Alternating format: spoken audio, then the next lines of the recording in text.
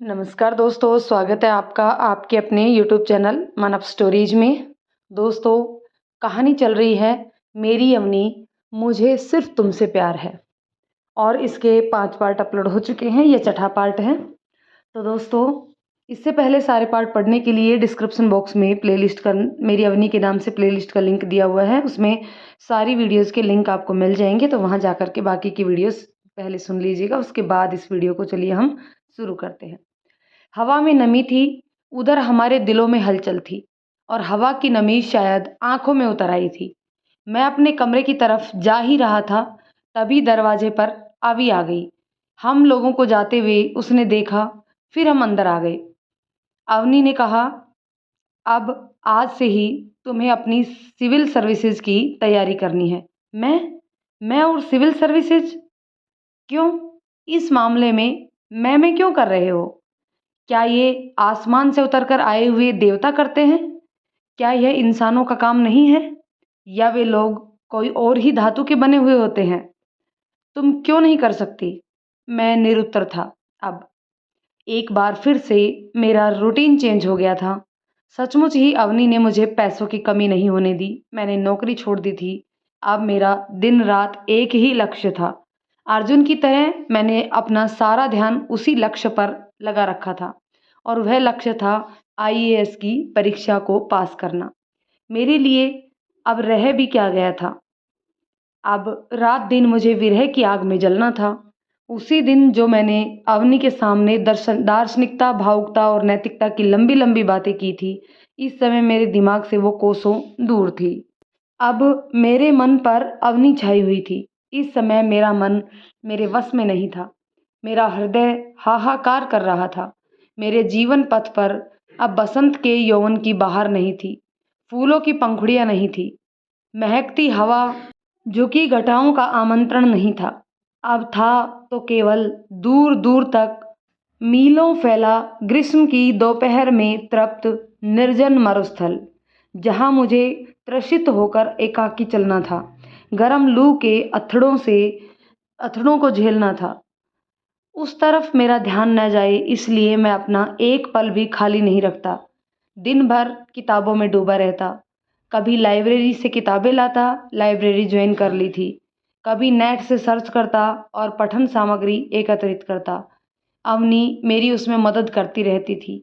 हर समय उसका फ़ोन आता, फला टॉपिक पर प्रश्न आ सकते हैं, कभी अमुक अमुक प्रश्न को तैयार कर लो।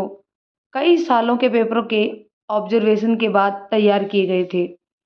अब वह तब तक आती रहती थी, लेकिन उसके साथ ही साथ एक मुसीबत और भी तैयार कर दी थी। पड़ोस में रहने वाली लड़की अवनी के पास आई और उसने अवनी से दोस्ती कर ली और उसको दीदी कहने लगी थी। अवनी से उसकी अच्छी पटने लगी थी। अवनी भी मेरी जिम्मेदारी उसे सौंप कर जाती थी। एक दिन पढ़ते पढ़ते रात के 11 बज रहे थे तो परछाई नजर आई। मुझे नींद आने लगी थी। मैं पानी के छींटे अपनी आंखों के पर मारने के लिए उठा था कि उस परछाई को देखकर चौंक पड़ा। आंखों को धोकर आया, थोड़ी सुस्ती दूर की तो मैंने देखा अवी खड़ी हुई थी। मैंने उससे पूछा, इतनी रात को तुम यहाँ क्या कर रही हो? वो कुछ नहीं बोली। उसके हाथ में कॉफ़ी का प्याला था। उसने मुझे पकड़ा दिया और बोली, तुम्हारी लाइट जलती देखी, सोचा तुम पढ़ रहे हो, तुम्हें नींद आ रही होगी, इसलिए मैंने सोचा कि नींद को भगाने के लिए कॉफ़ी दे आऊँ। वह तो ठीक है, लेकिन तुम इस समय कॉफ़ी लेकर आई हो तो कोई क्या कहेगा? मैंने आशंका जाहिर की। मैं अपने पेरेंट्स से पूछ कर आई हूँ। वे लोग अब तुम्हें अच्छी तरह से जानने लगे हैं। मुझे बहुत आश्चर्य हुआ। भला ऐसे कौन से पेरेंट्स होंगे? परीक्षा का समय आ गया। इतने दिनों में अवी के माता पिता ने भी मुझसे जान पहचान कर ली थी। वे लोग बहुत ही संपन्न थे। उनका मकान भी बहुत ही अच्छा बना हुआ था। जब तक वे मुझे इनवाइट करते रहते थे। आखिरकार वह दिन भी आ गया जब मैंने प्री की परीक्षा पास करी। एक खुशी की लहर मेरे मन में दौड़ गई। आत्मविश्वास सिर उठाकर खड़ा हो गया कि मैं कुछ कर सकता हूँ। अब तो मैं दूने जोश से परीक्षा की तैयारी में लग गया था। दिन रात मैंने एक कर दिए थे। ना मैंने खाने पीने की परवाह की, ना ही मैंने अपनी नींद की चिंता की।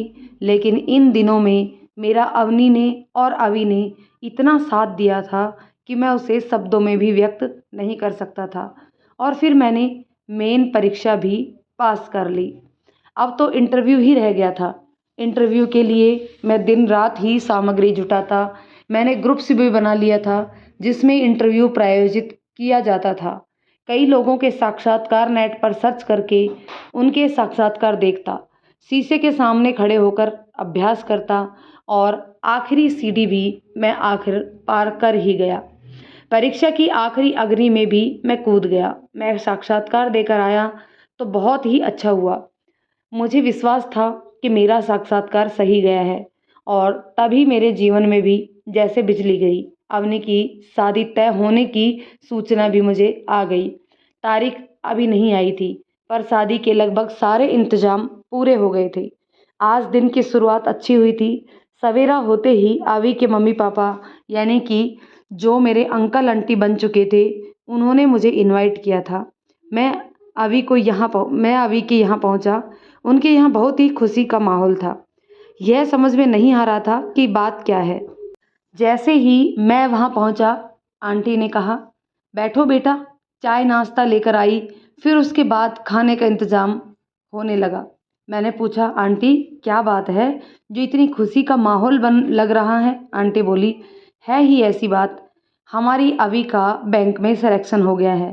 कैरियर तो बन गया है। हमने निश्चय किया है कि अब हम अवी की शादी कर दें, उसका जीवन भी सेटल कर दें।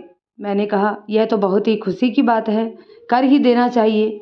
तब आंटी मुस्कुराती हुई बोली, हाँ बेटा, यही तो मैं कह रही हूँ, लेकिन यह भी तो सुन लो कि हम किसके साथ करना चाहते हैं। किसके साथ? मैंने पूछा। आंटी बोली, बेटा मैंने तो तुमको ही चुना है। अवी के पापा ने कहा है कि मैं पहले तुम्हारा मन ले लूँ, फिर तुम्हारे मम्मी पापा से रिश्ते को लेकर बात करेंगे। मुझे चुना है? मैं उछल पड़ा। मैं कैसे कर सकता हूँ शादी? क्यों नहीं कर सकते हो शादी? तुम में क्या कोई खराबी है या मेरी अवी में कोई कमी है? आंटी जैसे जिद पर उतर आई। नहीं आंटी, अवी में कोई खराबी नहीं है। वह तो हजारों में नहीं बल्कि लाखों में एक है। मगर मैं किसी को चाहता हूँ, मैं उसी से शादी करना चाहता हूँ, मगर उसकी शादी कहीं और हो रही है। मेरे मन का दुख जैसे आंटी के सामने प्रकट हो गया। तो अब तो उसकी शादी दूसरी जगह हो रही है ना? तो उसके लिए क्या तुम जिंदगी भर बैठे रहोगे? आंटी ने तिरस्कारपूर्ण स्वर में कहा। आंटी, मेरी किस्मत में वह नहीं है तो मैं शादी भी नहीं करूँगा। तुम पागल हो, तुम्हारा जीवन बेकार हो जाएगा। क्यों अपना सर्वनाश कर रहे हो जाए आंटी, मेरा जीवन बर्बाद हो जाए, कोई बात नहीं, मगर मैं अब शादी नहीं करूँगा तो नहीं करूँगा। मैं अवनी की जगह कभी किसी को नहीं दे सकता। मैंने दृढ़ इच्छा शक्ति के साथ कहा, इस जिसकी गूंज ने आंटी के मन को भी हिला कर रख दिया। चलो कोई बात नहीं, आंटी मायूस स्वर में बोली। नहीं पसंद है तो नाराज़ क्यों होते हो? हमारा प्रेम व्यवहार थोड़े ही टूट जाएगा। तभी तभी फ़ोन की घंटी बजी। मैंने अपना फ़ोन रिसीव किया। अवनी की उत्तेजित आवाज़ थी। रिज़ल्ट देखा अपना? क्या? क्या रिज़ल्ट है? मैंने धड़कते दिल से उससे पूछा। मेरे माथे का पर पसीना छलछला आया। मैं मन ही मन भगवान को मनाने लगा। यह क्षण मेरे जीवन और मरण का था। बताओ ना अवनी, क्या रिजल्ट रहा? मैंने अपने सीने पर हाथ रख अपने दिल की धड़कनों को नियंत्रित करते हुए पूछा। तुमने किला फतेह कर लिया है, परीक्षा पास कर ली है। अवनी की खुशी से चीखती हुई आवाज़ आई। मैं खुशी से खड़ा होकर नाचने ही तो लग गया था। आंटी आश्चर्य से देखती ही रह गई। मैंने उनको खुशी से कांपते स्वर में बताया, आंटी मैंने आईएएस की परीक्षा पास कर ली। पल भर में खबर फैल गई कि मैंने परीक्षा पास कर ली है। फ़ोन पर मैंने ध्यान ही नहीं दिया था कि कॉल चल रही थी।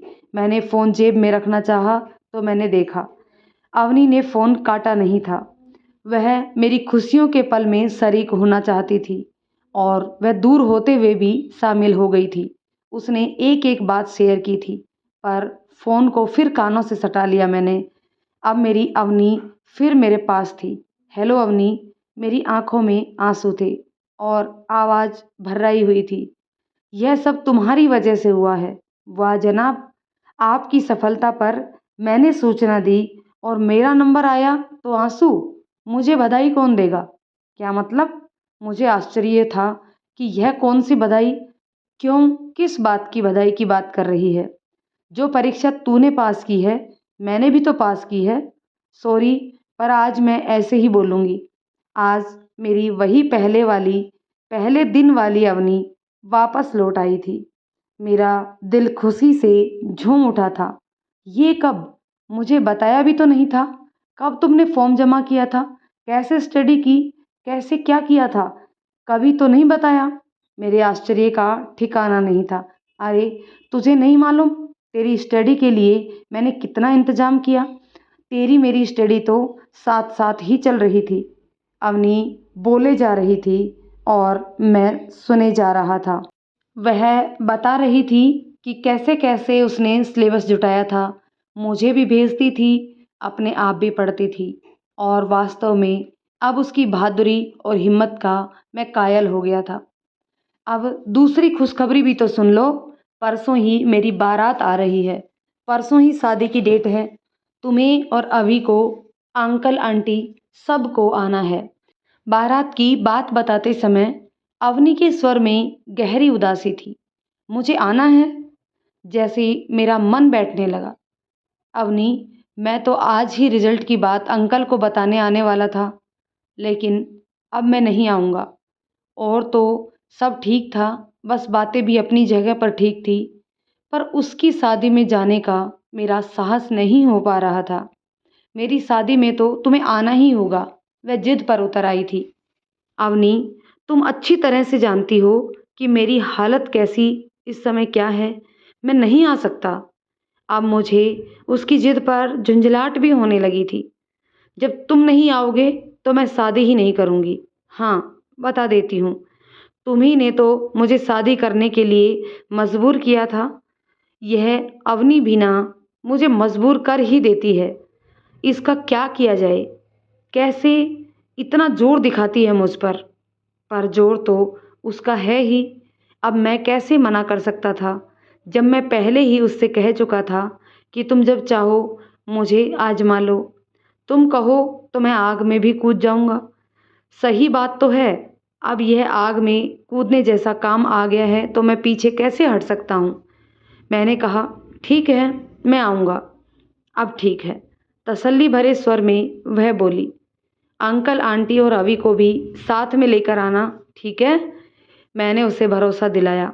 और अच्छी तरह से याद कर लो, अगर तुम नहीं आए तो। बाकी धमकी में उसके बिना कही ही मैं समझ गया था। फ़ोन कट गया था। मैं बैठा था। आंटी बड़ी हैरानी से देख रही थी कि मैं किससे बात कर रहा हूँ। आंटी, यही वो अवनी है। इसकी परसों शादी हो रही है। शादी में बुला रही थी। इसने भी आईएएस की परीक्षा उत्तीर्ण की है। मैंने मुस्कुराते हुए आंटी को सारी जानकारी दी। आंटी मुंह बनाते हुए बोली, तो कौन सा तीर मार रही है जो तुमको भुला रही है? वह चाहती तो क्या तुझसे शादी नहीं कर सकती थी? धोखेबाज है वह। आंटी की बात मुझको पत्थर के समान लग रही थी। मैंने तड़प कर आंटी से कहा, आंटी ऐसे मत कहिए, मेरी अवनी ऐसी नहीं है। मैं जो भी हूँ अवनी की वजह से हूँ, और प्लीज़ कभी भी ऐसी बात मत करना। आंटी ने बुरा सा मुँह बनाया। मैंने बात को बदलने की दृष्टि से इधर उधर देखा और पूछा, आंटी अभी कहाँ है? और अंकल भी नहीं दिखाई दे रहे। वे लोग तो बाजार से रिटर्न गिफ्ट खरीदने गए हैं, अभी आते ही होंगे। एक दो लोग बहुत ही करीब हैं, वे तो विश करेंगे ही, गिफ्ट देंगे तो उनको रिटर्न गिफ्ट देना ही होगा ना। ओह गिफ्ट, मेरे मन में विचार आया, तो क्या मुझे भी अवनी को गिफ्ट देना चाहिए? आंटी, अवनी की शादी के लिए मुझे भी गिफ्ट देना चाहिए। क्या लूँ बताओ? आंटी की तोरियां चढ़ गई। तुम किस मिट्टी के बने हो? उसके लिए गिफ्ट खरीदोगे? पर मुझे क्या? तुम्हें तो वहाँ जाना भी नहीं चाहिए। अरे, इतनी बड़ी खुशी का मौका है, पहले अपने घर जाओ, अपने घर वालों के साथ खुशियाँ मनाओ। घर पर परसों ही तो अवनी की शादी है। घर पर जाकर दोस्तों परिचितों से मिलना जुलना होगा, फिर आने का मन भी नहीं होगा। मैं तो अवनी की शादी में शामिल होकर फिर घर जाऊंगा, क्योंकि यह कमरा भी तो छोड़ना है। तो फिर एक बार ही सब निपटा दूंगा। मैंने कार्यक्रम की स्कीम आंटी के सामने प्रस्तुत की। फिर से अवनी के नाम को सुनकर आंटी जी जलकर किचन में चली गई। उसी समय अवी और अंकल दाखिल हुए, ढेरों सामान से लदे फदे हुए बैग्स के साथ। सारे अवी ने लाकर सब मेरे सामने रख दिए। देखो धीरज, मेरी शॉपिंग। अब से मैं पापा के साथ नहीं जाऊंगी। कुछ भी नहीं ले पाया, इसको इतना घुमाया, मैं तो थक गया। फिर भी यह ऐसा कह रही है, एहसान फरामोश कहीं की। बाप बेटी का एक सम्मिलित ठहका गूंजा। आंटी किचन से निकल कर आई और सारा किस्सा वह मेरी वाली गुड न्यूज़ कह सुनाई। अनु खुशी से थिरक उठी। ओ गॉड, सारी मेहनत सफल हो गई। अवनी दीदी को भी बधाई देती हूँ। उसने फ़ोन किया। उधर से अवनी की आवाज़ आ रही थी, मैंने कह दिया था अंकल आंटी के साथ तू भी आना। क्या ऐसा नहीं हो सकता कि तू धीरज के साथ आज ही आ जा? 2 दिन ही तो रह गए हैं, इंतज़ाम कितना करना है। मैं तो आ जाती हूँ, धीरज से पूछती हूँ। मेरी तरफ मुड़कर अभी बोली, दीदी आने के लिए बोल रही है। यहाँ खाली पड़े पड़े अब क्या करोगे? अंकल अकेले हैं, भाई छोटा है, मदद करवा देना। मैंने ना नुकुर की तो आंटी बोली, अब जाकर मदद भी करवा दो। जब पूरा परोपकार कर ही रहे हो तो ढंग से करो। उनके व्यंग से बचने के लिए मैं झट से बोल पड़ा, ठीक है, मैं भी चलता हूँ। सही भी है, यहाँ पड़े पड़े क्या करूँगा। अवी ने अवनी को बताया, शाम को आती हूँ। माना कि तुम लोग हाई फाई हो गए, लेकिन सिलेक्शन तो मेरा भी हुआ है। तुम्हें भी बुलाती, पर अब तो 2 ही दिन है, इसलिए तुम रहने ही दो। 10-5 लोगों की दावत जल्दी ही निपट गई थी। अवी और मैं अवनी के घर पहुँचे। मैं मन में कल्पना करके गया था कि मुझे उसको वह सांत्वना नहीं देनी पड़ेगी। वह बहुत ही दुखी होगी और मैं उसको धीरज रखने के लिए कहूँगा कि चलो जो हो गया वह ठीक है। पर अवनी को देखकर मैं दंग रह गया। वह तो बहुत ही खुश थी, चहक रही थी। उसके चेहरे से मुस्कान हट ही नहीं रही थी। मेरी आत्मा सुलग उठी। मेरी तरफ जैसे उसने खास ध्यान ही नहीं दिया और अवी को अंदर ले गई। पता नहीं कौन सी बात की जल्दी थी और वह बात मेरे सामने नहीं हो सकती थी। मैं फिर चक्कर में पड़ गया। गुस्सा तो उसे खुश देखकर पहले से ही हो गया था। मुझे खुद पर गुस्सा आ रहा था। वह अवनी का कौन सा रूप था? अपनी शादी से उदास है या खुश है? हे भगवान, इसकी माया यही जाने। अंदर से दोनों अवनियों के हंसने की आवाज़ें आ रही थी। अवी उर्फ अवनी और दूसरी मेरी वाली अवनी। आंटी मेरे लिए चाय लेकर आई। बड़े प्यार से कहने लगी, बेटा तुम आ गए, बहुत अच्छा रहा। वह देखो ना, 2 ही दिन रह गए, एकदम से उन्होंने डेट बता दी। अब यह भी कोई तरीका हुआ? लड़के वाले हैं तो क्या इतनी मनमानी करेंगे? खैर, हमें तो शादी करनी ही है, तो हम भी मना करके क्या करते। बाहर से अंकल फ़ोन करते हुए अंदर आए। अब बताओ, मैं क्या 4-4 हो जाऊं? उन्होंने झुंझला कर फ़ोन काट दिया। मुझे देखकर बोले, अरे तुम आ गए, चलो अच्छा हुआ, थोड़ी मदद कर दो। यह लो लिस्ट, मैरिज हॉल में जाओ, कुछ गेस्ट और भी बढ़ गए हैं। यह फाइनल लिस्ट ले जाकर उन्हें दे दो। 2 दिन इतनी दौड़ धूप में बीते कि दम मारने की भी फुर्सत नहीं रही। अभी के मम्मी पापा भी आ गए थे। वैसे भी वे ऐसे जुड़े थे कि जैसे उन्हीं की बेटी की शादी हो। इतना सब कुछ होने के बाद भी अभी कुछ शेष रह गया था। थोड़ी शॉपिंग और भी करनी थी। अंकल ने मुझसे कहा, चलो मेरे साथ। मुझे झुंझलाहट होने लगी कि अभी भी कुछ खरीदना बाकी है। मेरे साथ अंकल शोरूम में पहुँचे। अंकल दूल्हे के लिए कपड़े लेने के लिए शोरूम में बैठे हुए थे। मैंने कहा, अंकल दूल्हा तो वहीं से कपड़े पहन कर आएगा ना? अंकल मुस्कुरा कर बोले, पर हमारे यहाँ यही रिवाज है। सेल्समैन से बोला, इसी के नाप के कपड़े निकाल दो। मेरी नाप के कपड़े निकाले गए। वह कहने लगे, पहन कर देख लीजिए। मैंने टालमटोल करनी चाही तो अंकल ने मेरी तरफ घूर कर देखा।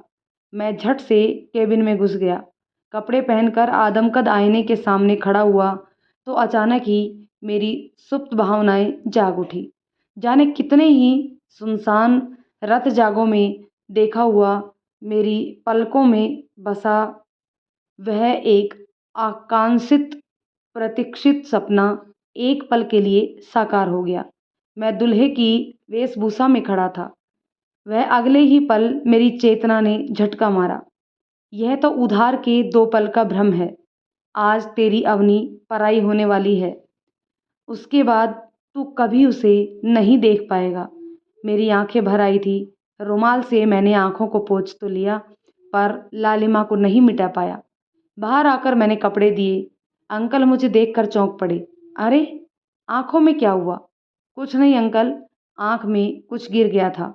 मैंने रगड़ दिया तो लाल हो गई।